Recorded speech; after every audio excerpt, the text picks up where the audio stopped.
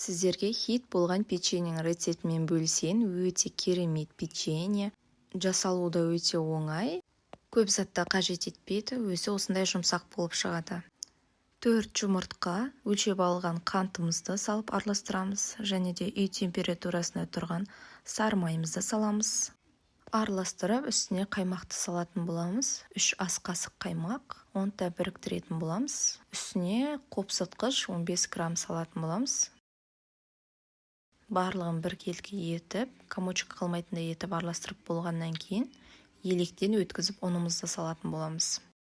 Қамыр илейміз. Қамырымыз қолға жабысатын жұмсақтау осындай қамыр болып шығады. Мінекей, мен екінші ыдысқа салып, қолымды жуғаннан кейін қамыр қолыма жабыспайды. Өйткені себебі құрамында сары май бар. Көлемін мен таразымен өлшеп, барлығын 30 грамм, одан кейінгілерін 20 граммнан салдым. Осылай домалақ етіп, қолымызға домалақтап, пергаментный қағаздың үстіне салатын боламыз. Духовкамызды алдын ала қыздырып қоямыз.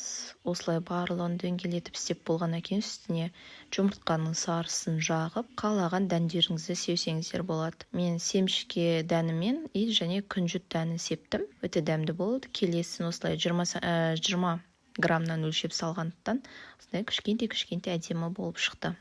Оны да бетіне жұмыртқаның сарысын жағып, үстіне күнжіт сеудім. Мінекей әдемі болып пісіп шыққан печеньеларымыз өте дәмді болады, күшті. Әрі хрустящий, балаларым өте қатты жақсы көріп жейді. Істеп көріңіздер, сіздерге ұнайды деген ойдамын.